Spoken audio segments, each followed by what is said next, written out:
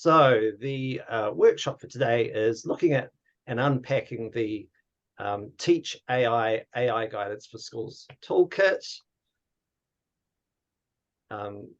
So I just want to start off with a karakia. Mā te rongo, ka mōhio, mā te mōhio, ka marama, mā te marama, ka mātou, mā te mātou, ka ora, which means from listening comes knowledge, from knowledge comes understanding, from understanding comes wisdom, and from wisdom comes well-being. So kia ora, I'm Jeff Bentley, technical creative. Half of my life was all about music. Second half was about web development, and the third half is about education, specifically around digital tech and sustainable tech. And Viv, do you want to say hi again? Or do you have to? I have to ask you to unmute. That's really weird. No, sorry. I'm just, before everyone else hopped on, I was just saying I'm like moved devices just like this week, and I'm still sometimes losing my mouse and things like that. So yep, kia ora, I'm Viv. So like I said, you met me heaps probably or not, I don't know. Nice to meet you all. I've been doing this for about 5 or 6 years now, and I do a lot of our curriculum integration stuff, helping to write some of the content that we go out there to teach to you amazing teachers. Not so much the DTTA teachers, though, generally the non-DT teachers, to get them up to speed with the DT specialists in the room. Yeah, we do a lot of, basically our main mission is to help kids innovate with technology. So we generally go wherever there is a need or wherever the need is greatest and where we can make the most impact. So these are a few of our programs: OMG Tech, which you might know; Mana Tangata, which is a mentorship program; EPO was a program that we ran a few years ago to empower communities. We've got IGD, Indigenous Game Design. We've got a Envirotech camp out in Aotearoa, Raglan, called the Institute of Awesome, or INAW for short, and Voluntarily, which is on the back burner at the moment, but we hope to get off the ground at some point. So today we're going to unpack the TeachAI Toolkit, and it's really just an opportunity for us all to discuss it, really, and think about how it affects and what we need to change for Aotearoa. So let me jump into this site.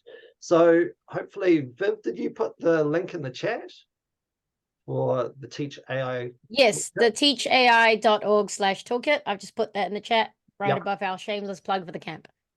So I'm just going to go straight into the presentation that they've got, which we've altered, and they encourage you to alter as well when take out the bits which you don't think are pertinent. Like I said, TeachAI is a initiative from a whole bunch of people, organizations, mainly US-centric, but it does have ISTE, the teachcode.org, and a bunch of people.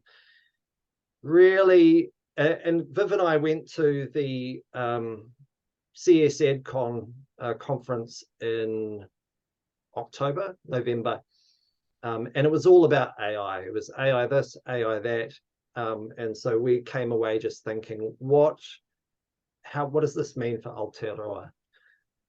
So this particular document is for educational leaders. And I guess the first thing is thinking about what AI is and what AI isn't, and making sure that at a senior leadership level, a bot, and also teaching level, that everybody kind of knows what AI is, that is a shared basis around, or a shared narrative that everybody has, so that you're getting everybody on the same page. And that could be for parents, whānau, school communities, mana whenua, anybody that you're working with. making sure you're all on the same page. So AI has been around for a long time. It's just been more in the spotlight, I guess, over the last year or so because of generative AI and ChatGPT, which took, I guess, imagination by storm. It was very user-friendly, and you can also do a lot with it.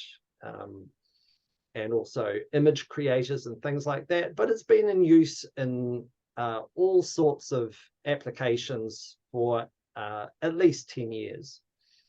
Online and in-store shopping, robotic tractors, precision agriculture, warehouse fulfillment, NASA images, text-to-speech, foreign language translation. So, I mean, it's been in use for a long time. AI is not alive. It's not smarter than us yet. It's not killer robots or only for geniuses or only for techie kind of people. And it says always physical. It is inside our computer software and phone apps.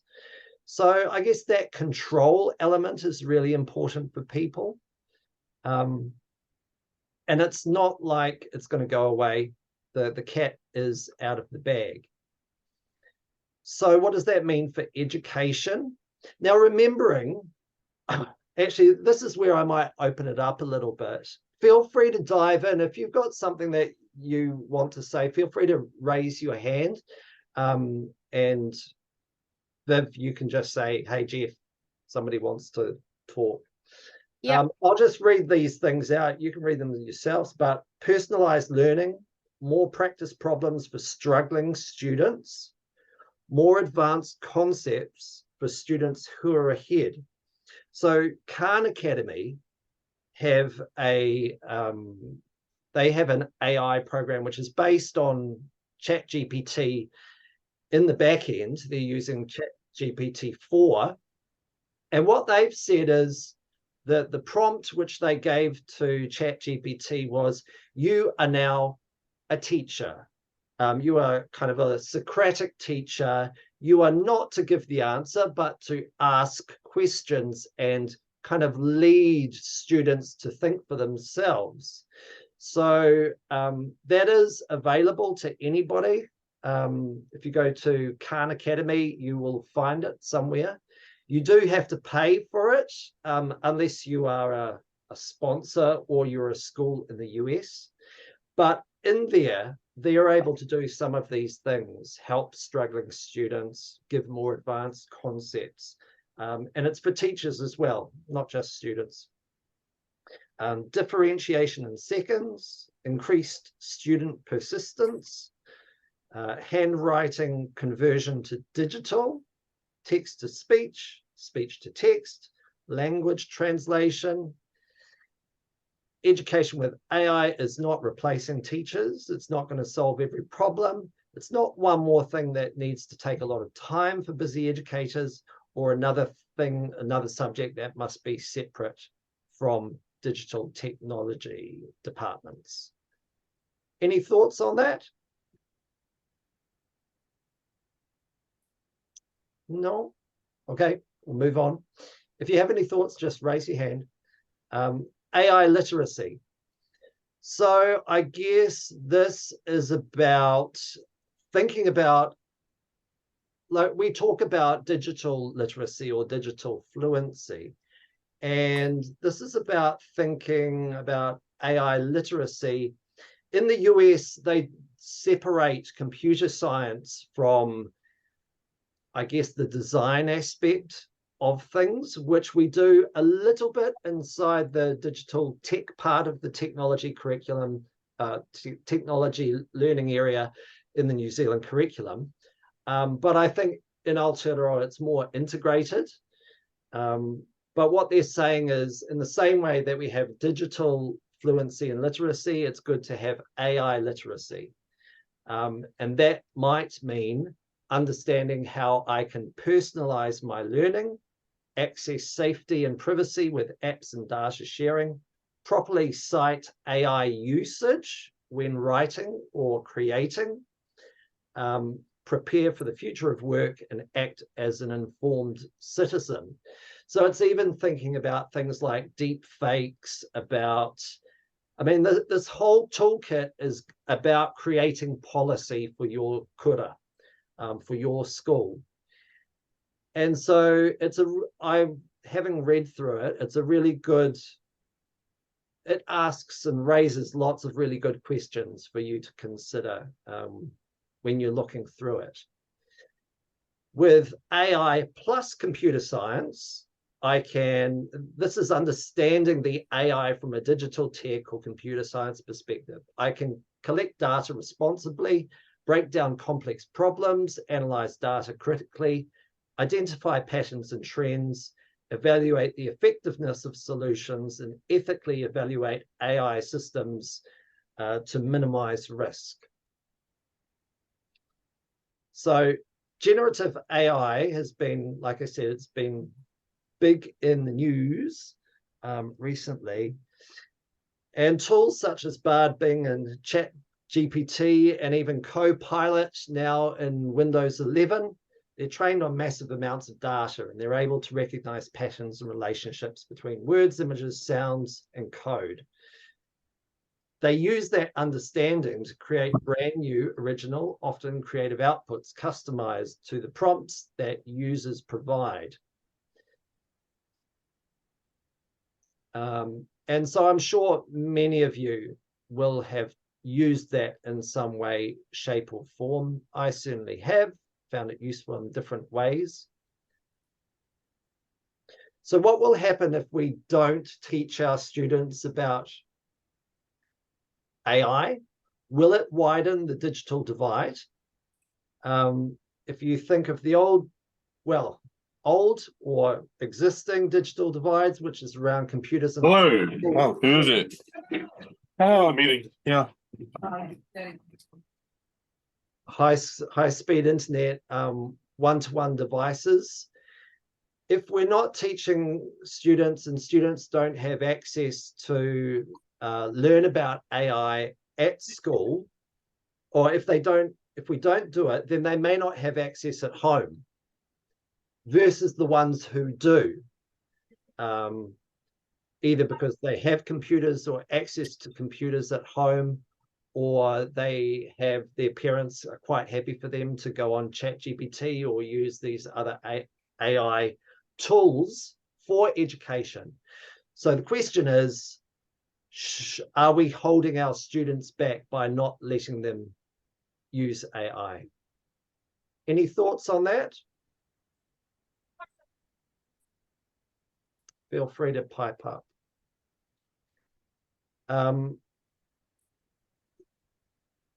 So these are the types of questions about AI in education, which generally come up when you start talking with teachers in SLT, looking at the risk and the opportunity in the present.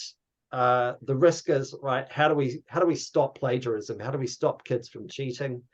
And the opportunity is, how can we use AI tools to improve education, to actually give them ideas to spark fires, or to improve their literacy, or better communicate their ideas. For example, I'm a terrible illustrator. I'm not such a great illustrator yet. I do have a growth mindset about that, but I used it for you can't even see it now, my Happy Phones project.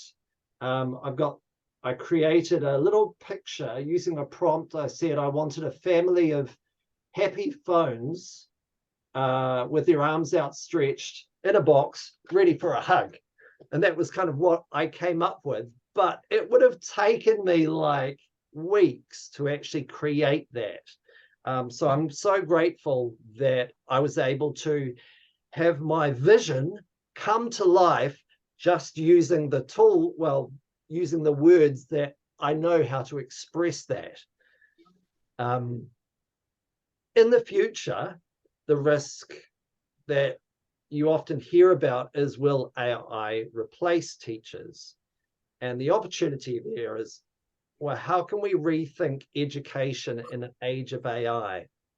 And in order to do that, we first need to understand it by experiencing it. So we actually need to give teachers time, and our community time and access to play around with these tools, and support them to do so with either professional development or access to resources, or just get them together in a room and say, go for it, have a play, let's see what we can come up with. And it's a good time of year to do that, right? So then once they have that knowledge, then they can start to see the potential of it, both the risks and the opportunities. And then, but you've got to give people time to absorb, and then they can make better decisions or around, okay, how can we use this? So, science and AI literacy to career understanding. Oh, I guess this is like the difference between science and AI. So with science, all our students normally learn scientific concepts that shape our world, right? And most people apply this knowledge to understand things like weather and common phenomenon in their work and home lives, but there's only a few people become scientists, go on to study at a tertiary level. With AI, all our students need to learn how to use technologies, and especially digital technology, safely, make positive choices for themselves. And most students will need to know how to apply this in their life and career, because it's being used, it's widespread. But only a few people will become AI developers, but more people will be actually using it. So it's still really important to have that literacy or fluency around AI. These slides about benefits and risks. He who knows only his side of the case knows little of that. John Stuart Mill. Okay, this is the potential benefits and risks of using AI in education. The benefits: content development and differentiation. So being able to create different resources for individual students or different groups of students, using it for assessment design and timely, effective feedback. So being able, I guess using AI platforms for student assessment and for it to give feedback, like with Khan Academy. The potential benefit for tutoring and personalized learning assistance, for aiding creativity and collaboration, operational and administrative efficiency, meaning that as a teacher, you're able to create lesson plans, create resources, write reports, potentially differentiated reports, and use it to help decrease your administrative workload. There's potential there. The potential risks, though, are obviously for misinformation, or especially with deep fake technology, creating errors and academic dishonesty with plagiarism, diminished student and teacher agency and accountability. So that's saying, well, this is what ChatGPT told me, so it must be true. Or I guess fobbing things off to your personal assistant, whether it's Copilot or some other AI assistant. Comprise student privacy and unauthorized data collection. So that's a real concern about these tools, ensuring that at a school level that we really understand what are the implications of using the various platforms, whether it's on Google Workspace or Office 365, using the Copilot on that. So having to really dig deep into those platforms with your IT administrator and evaluate them as a senior leadership team and get advice around that sort of stuff to ensure that we are meeting our student privacy needs. Because often, for example, with ChatGPT, by default, anything that you ask it or anything that you put into the ChatGPT, anything that you paste in there will be used as training data. You have to go into the settings to turn that off. So if that's happening in ChatGPT at that level, do our teachers understand that if they're using it? Do our students understand that if they are using that? What happens in other platforms? So there's a whole lot of considerations to think about. Potential risks, over-reliance and loss of critical thinking. And that's certainly something for myself that I am worried about. And I kind of think, you know, with your brain, use it or lose it. But if you think of AI as being abstraction, it's like another layer of abstracting knowledge or tools, things that you have to do, especially with coding.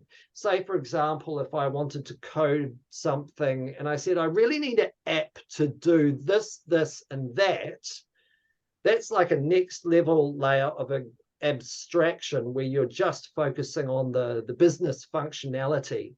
And you're able to kind of potentially make an app like that. What does it mean when we have a future which is like that, where anybody can make apps or websites? You know, you get no code websites now. So starting to just get senior leadership to get their heads around that a little bit, or board of trustees, and to think about that sort of stuff. Societal bias and lack of cultural sensitivity is another risk. So obviously, in the case of these AI platforms, they are generally pulling off the internet. And the internet is created by humans and with our own biases and thoughts and values, but obviously probably quite skewed to a Western mindset in the case of certain applications. So what does that mean for mana whenua? What does it mean for our other communities in Aotearoa? What do we need to think about? What do we need to teach our teachers and our senior leadership and our students to think about in order to evaluate the answers that are coming from AI, which is based on this biased data? So thinking about that sort of stuff. Right, sorry, I'm just having to play around with my screen a little bit. Any thoughts or anything that anybody wants to say while we're on this benefits and risks theme? I was just going to say, I agree with your comment about we need to get SLT and board of trustees on board, because like a lot of us don't know what's happening. I mean, obviously I kind of do, but even I don't really. But a lot of people in those kind of positions don't know what's happening. So it's kind of, you know, this sort of this presentation is actually really good to kind of kick the ball, start the ball off, you know. So yeah, it's really good. Yeah, absolutely. This is kind of made for SLT. I think this kind of presentation. It probably, but they need to, like I said, they need to experience it if they haven't already, because otherwise it's just hearsay from other people. Oh, I heard this, and oh, that student over there, that school over there, you know. It's just hearsay. It's really, and it's going to take, like, to be honest, it's going to take a couple of years at least. Yeah. And in that time, AI is going to be changing. The platforms are going to be changing.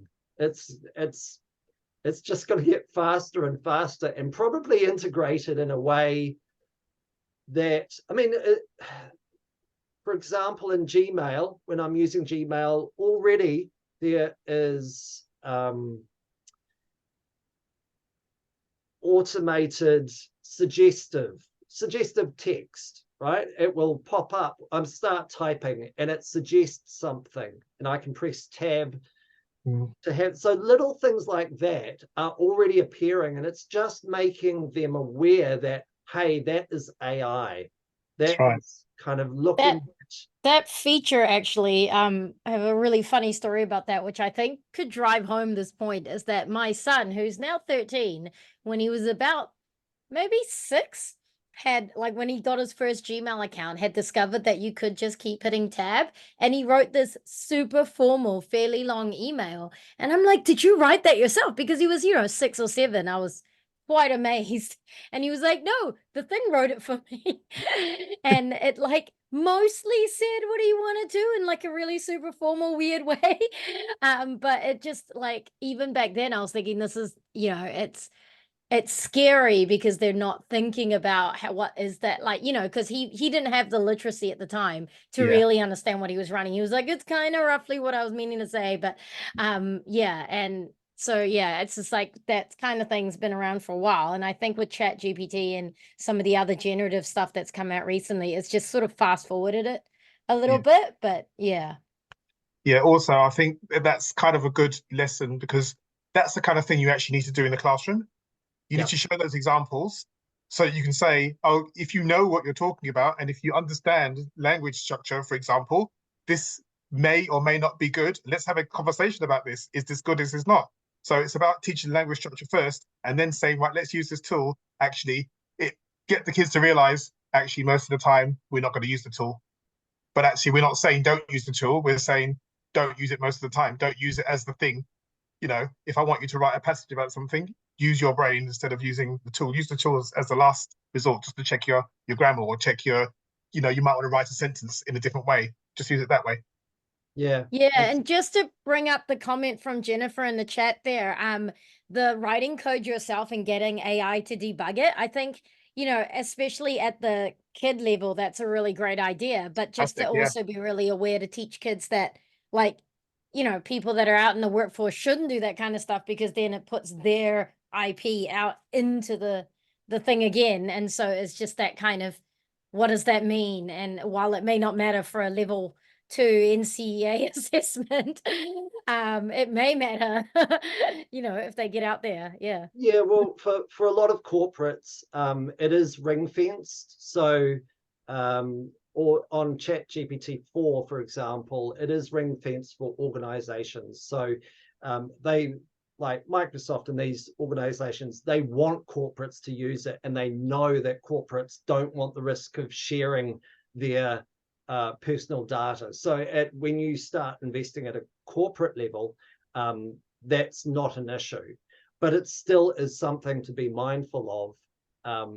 If you're going into a job where they're just using it willy-nilly, or not in a in a very clear way. It's just, you can just check, are you using this? Is this safe for me to put stuff in? You can check with your boss or whatever.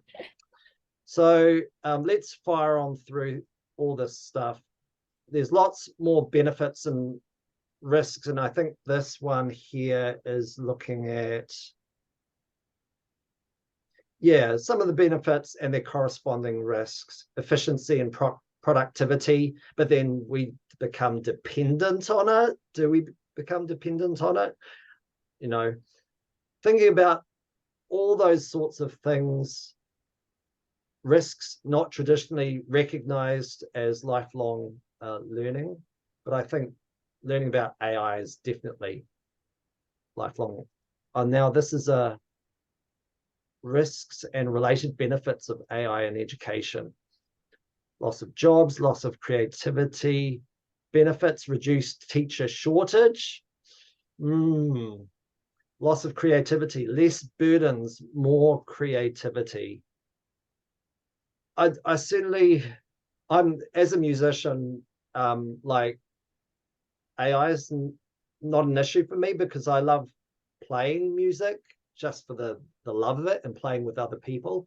But I do know for artists who are putting their work out there on the internet, it is an issue because there have been cases where the AIs have just directly and really obviously plagiarized to the point where somebody's signature might be visible because they had it on their work, and it's now visible in the AI image generated image. More risks and benefits to go through.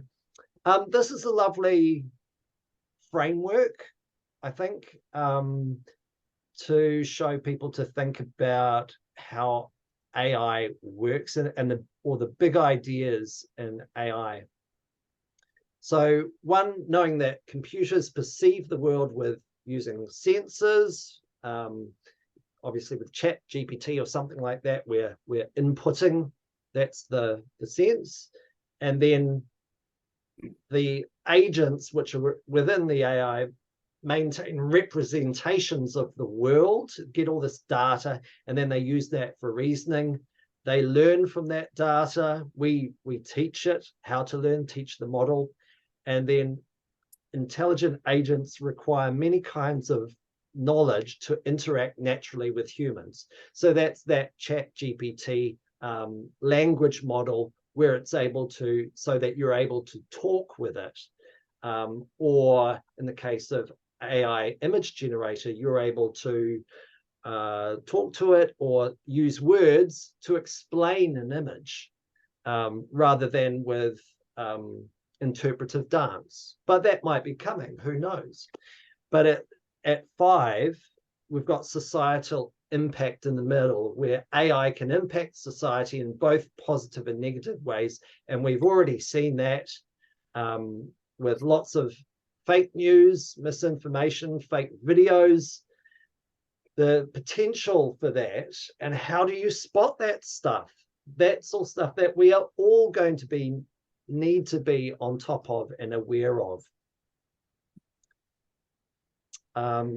This was kind of a push on TeachAI and for computer science, saying in an age of AI, computer science isn't just mandatory, it's foundational in order to get into AI as a AI programmer or into that field. If you want to start working in that field, you need that fundamental of computer science, which is very true. I'd also argue that you also need the basics of it because everybody needs to know that information. It's like it's you've got core subjects, English, maths, and science, like some form of digital tech, AI, whatever. I don't know what you call it. I don't know because it's all changing. That needs to be a core subject as well. Yeah, certainly AI literacy is really important. How are we doing for time, Viv? 2 o'clock. We're just over halfway. So I don't know if you want to kind of jump through to the policy, the principles, maybe. Yeah. So I'll just try and get through these slides as quick as possible, and then we can maybe have a big discussion. But feel free, if you want to say something, please put your hand up and yeah, unmute and say something.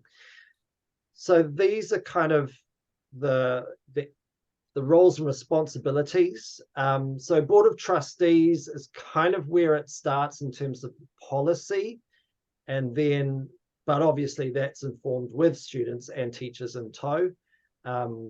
Improving resources, improving PLD. We've got senior leadership, some things there. IT service provider or your IT person at your school can help you around reviewing software, authorizing access, and then we obviously need teachers on board to understand and teach things around this. I'm going to not look at this, but skip. These are all, I guess, around guidance and policy, and they are for when you are creating policy. So We just also thought that if some of you found this useful at all and wanted us to talk to senior leaders, then we'd be more than happy to do a version of this that talks a lot more about the policies. So just wanted to kind of show it just to make you aware of it, but understand that I'm pretty sure no one here is in the kind of the top level. So yeah.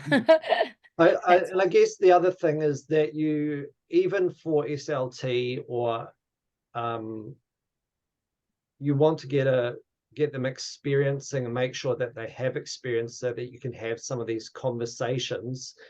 There's a lot as humans for us to digest, especially in the field of education, and then to actually create policy around that is a big step. So that's why this toolkit is quite good, because there are a lot of questions in there for you and things for you to think about. But obviously we're in Aotearoa, not the US, so don't take it as gospel. Right, so these are some of the principles that they talk about when creating guidance and when thinking about it in education. So purpose principle is about using AI to help all students achieve educational goals. Compliance, making sure that we are adhering to our existing security, privacy, everything policy. Knowledge, promoting AI literacy in staff, community, parents, students. Balance, understanding the pros and cons.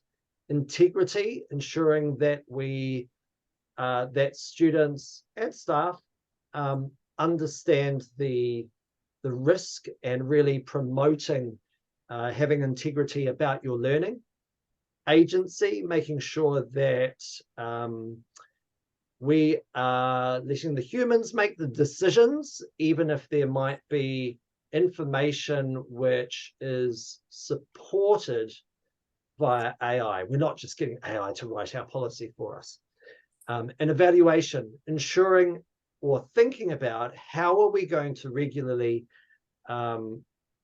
assess not just the impact of using AI in our school or teaching AI and on teachers and on our communities, but also how are we going to upskill as it changes, because it's just coming on so fast. So having a bit of a plan in place, which could be time-based, or it could be, annual review, it could be as things happen.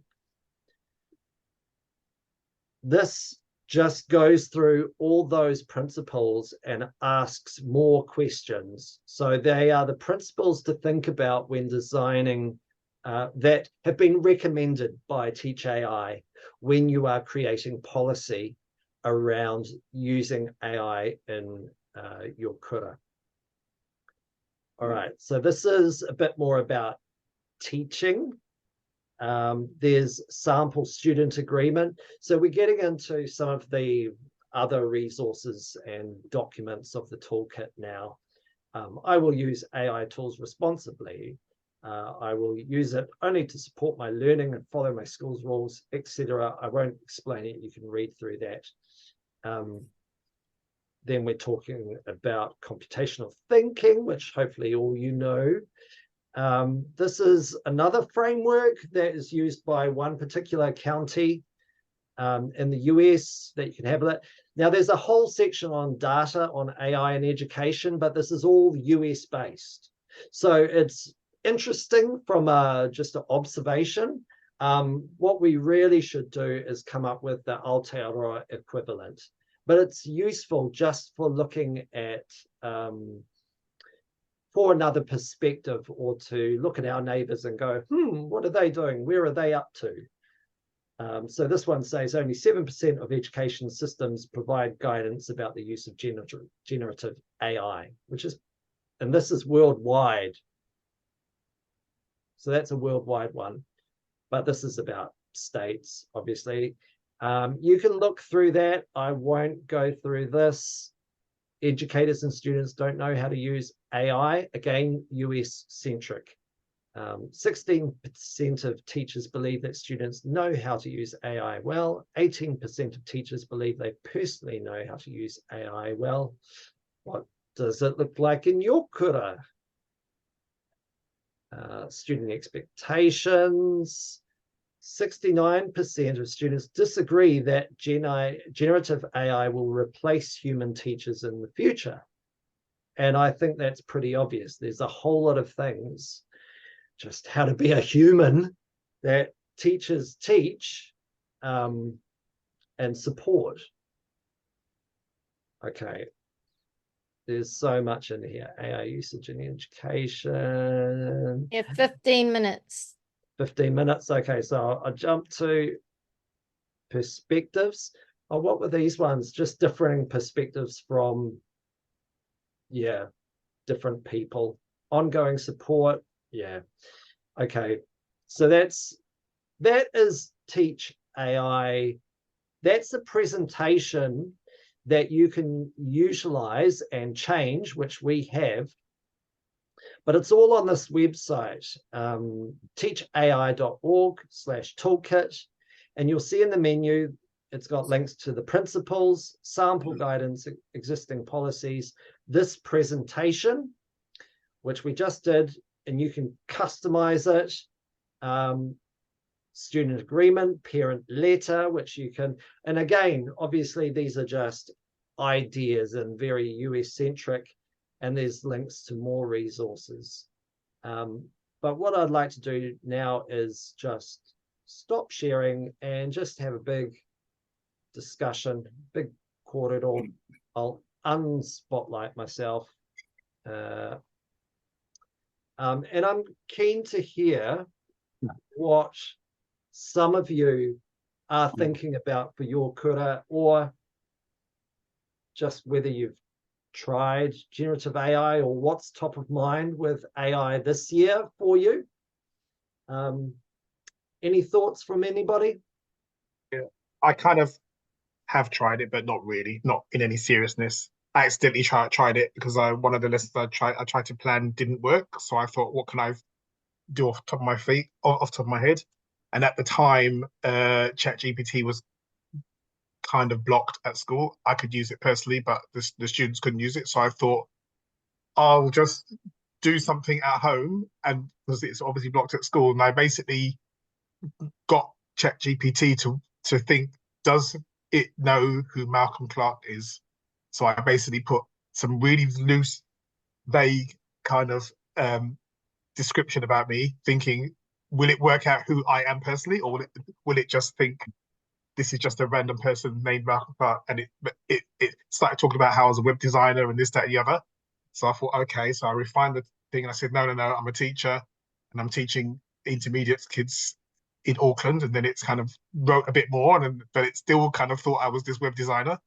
And I said, no, I'm then I refined it in another thing. I can't quite remember the phrase I used. And the sentence pretty much did describe me, but I knew that it wasn't me, and I knew that it didn't know who I was. And so I copied and pasted those words and I put it in the slideshow and I just showed it to my kids. And they were like, oh, well, no, that's not you, because you're not a web designer, you're not this, you're not that, you're not the other. So for me, that was a really good kind of 20-minute lesson, filling lesson, because it was just like, their kids obviously knew that it didn't know who I was. And so I kind of feel like you need those little mini lessons right throughout the year to remind kids that although this stuff is here and it's good to use it, you have to know how to use it. You know, that was just one really quick example. What turned out to be a disaster lesson actually was not a disaster lesson. It's actually quite a good lesson. Yeah. We actually, also, Jeff, I don't know if you were there, right, for that one that we saw at the conference last year, where there's prompts that you can save that then make ChatGPT act in a specific persona. Yes. And that kind of, assuming it's unblocked, or you're doing it with a, I don't know, a phone hotspot or something. But that one was really interesting to me, because it's kind of like, I think sometimes people, when they're like, I don't even know where to start, and they're just looking at this kind of blank page prompt and going, I'm not entirely sure how to make this work for me. Using those pre-prepared prompts then really gave like the kids that this provider I've been working with, like a really specific way for those kids to interact with ChatGPT.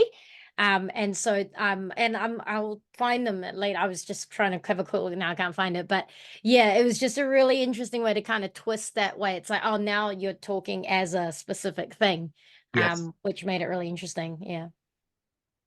Yeah, sorry, I've got a fire siren, air raid siren going in the background here, so I just muted myself briefly.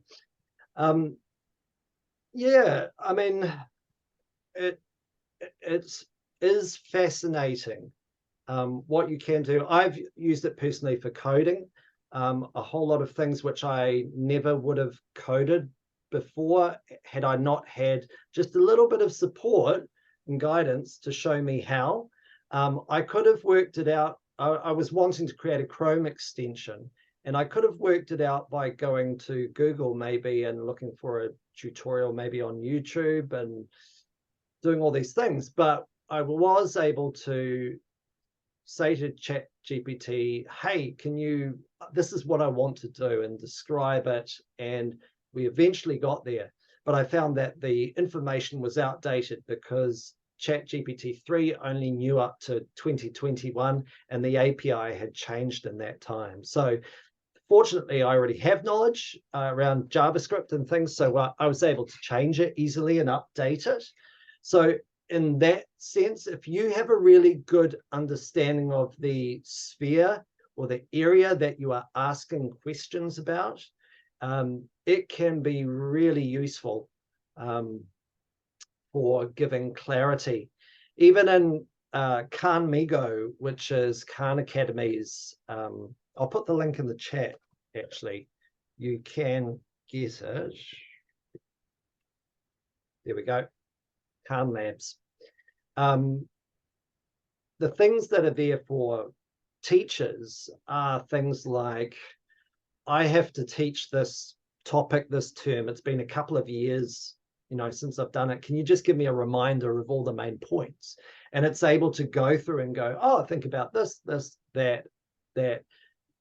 You as a teacher, let's say it's history, you should be able to go in and go, oh yeah, that's a good reminder, but you should be able to spot when something is wrong. And that's what I worry about a lot too, is obviously some of these, in the case of ChatGPT or Copilot, which is, you can use some of those things, that we will become reliant on it, and we will just accept what it says.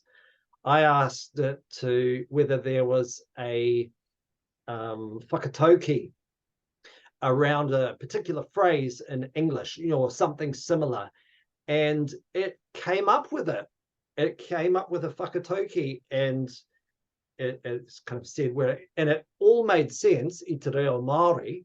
However, no, I couldn't find it on the internet. I asked all my Maori friends whether anybody, and on forums, had anybody seen this whakatauki before? Nobody had. So the potential for it to just make stuff up is so huge. So it's so important that we as teachers and students are constantly evaluating that. And I worry that it's just going to wear us down over time. Or it could just get better over time. I think because teachers are time poor, they will think they're in a hurry to think, oh yeah, that'll do. And I think actually we just need to slow down and think, no, let's test this out properly. Let's just do this. And that's that. But yeah, I just think we get to a point, especially kind of towards the end of the year when it's like report writing or whatever, we just get really time poor. I know some of my stuff, I use it for report writing, and consequently, ChatGPT is banned from being used for report writing because people used it in the wrong way. Yeah. And actually, I don't think it should have been banned. I think we should have just used it in the right way. So yeah, hopefully this conversation will kickstart that. Actually, our staff should be able to use it, because actually it does save hours and hours of thinking about the 15 ways you can say that same sentence. You know what I mean? Yep, absolutely. And like from an educational perspective, that's amazing for a student who's wanting to say something and they say, I want to say this, but I want to do it in a more formal tone, or a more casual tone, or Absolutely. and you know, you can ask ChatGPT, but then you could also take it to your parents or to Absolutely. a colleague and go, what do you think? That this is what I've come, you know, what do you think of this? Just to double check, because something that's formal, let's say in America, might sound really odd in Aotearoa as a formal. I can remember, what's that phrase that I first heard when I was dealing with a lot of Americans was, I'll reach out to you, or thanks for reaching out to me, reaching out. And it just felt so earnest, like some 80s rock anthem, like reaching out and touching. And but I find myself using that now.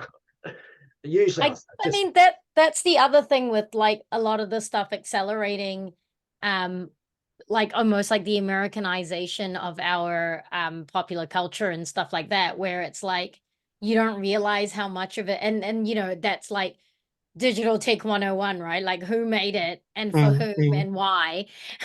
And so if our kids don't get that from the beginning, then that's what happens. And it's just yeah, and you get little snippets of it every now and then, because we're like, a lot of our big industries are starting to make a little bit more of a splash out there as well. So like, you know, whenever you hear like a Kiwi accent where they're, you know, I don't know, famous enough to not have to put on the fake American accent.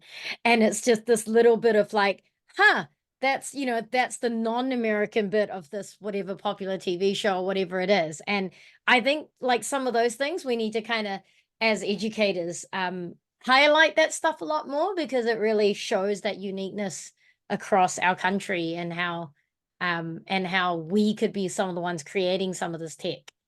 Yeah, absolutely.